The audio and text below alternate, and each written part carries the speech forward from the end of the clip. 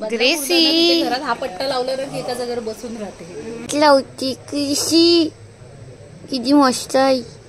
Hello guys, so आज आम्ही आलो आहोत माझ्या पप्पांच्या आजोळी, जे आहे पालशेत गाव गुहागर तालुक्यामध्ये.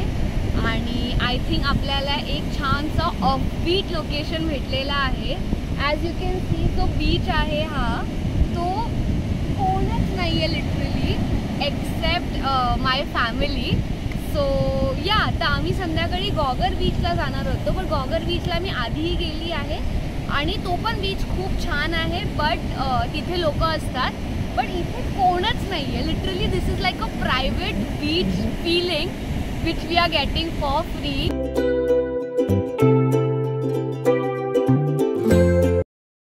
अभी थोड़े बहुत लोग आ गए हैं, बट जब हम आए थे तो पूरा प्राइवेट, थोड़े बहुत मतलब हार्डली 3-4 पीपल.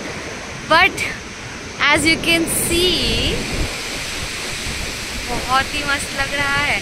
दिस feels like Gokarna beach. Honestly Gokarna beach, मुझे गोकर्णा एक ही बात के लिए अच्छा लगा था कि बीचेस वो सो क्लीन एंड सो खाली.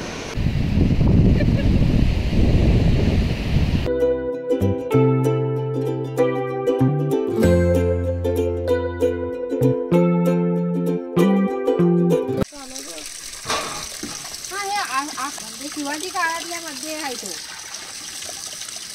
आणि गाईज, जेव्हा तुम्ही पालशेतच्या समुद्रावर जाल तेव्हा जाताना आपल्याला मार्गामध्ये हा झरा लागेल आणि which is also I think offbeat. जसा हा पॉल क्रिएट झाला आहे, you could just come here and just dip into it as it's hot in Konkan. आम्हाला इथे घरगुती कोकमं भेटलेली आहेत. माझ्या एक मैत्रिणीला 1 वर्षापासून कोकमं पाहिजे होते. ती मला नेहमी सांगते की तू जेव्हा गावी जाशील तेव्हा घेऊन ये, बट मला कधी चान्स नाही भेटला आहे. आता आम्हाला घरगुती भेटलेत तर आम्ही कोकमं घेतो आहे. थँक्यू. चला चला आई. ये ए दे दे दे गाईज. अरे द्या ना. मला दिले. मग काय झालं तुम्हाला दिले ते? आम्हाला त्या काकीने फ्रीमध्ये गोड कोकमं दिली आहेत. So that is taste. कसं दे. To good.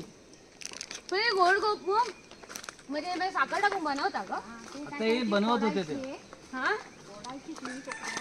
हां. पाऊस पडला ना आणि मग कोकमं सुकवायला मी सुकवली तरी जाऊ. गाईज, कोकम भेटलेला आहे 1 किलो पुरा. चलो चल बाय बाय. चला बाय करा. बाबू बाय बाय. ते घाबरेलो. बघू केवढी घाबरते. गाईज, आता आपण आहोत गॉगरच्या समुद्र किनाऱ्यावर आणि जसं तुम्ही बघू शकता इथे थोडीफार just put the camera there. इथे थोडेफार आपल्याला लोक भेटतील, पण कम्पॅरेटिव्हली पालशेतच्या समुद्रावर कोणच नव्हतं. So I was referring to that. पण हा समुद्र ही खूप छान आहे. जसं की तिथे दाखव हे झाडी जुडी जे आहेत ते खूप छान वाटतं.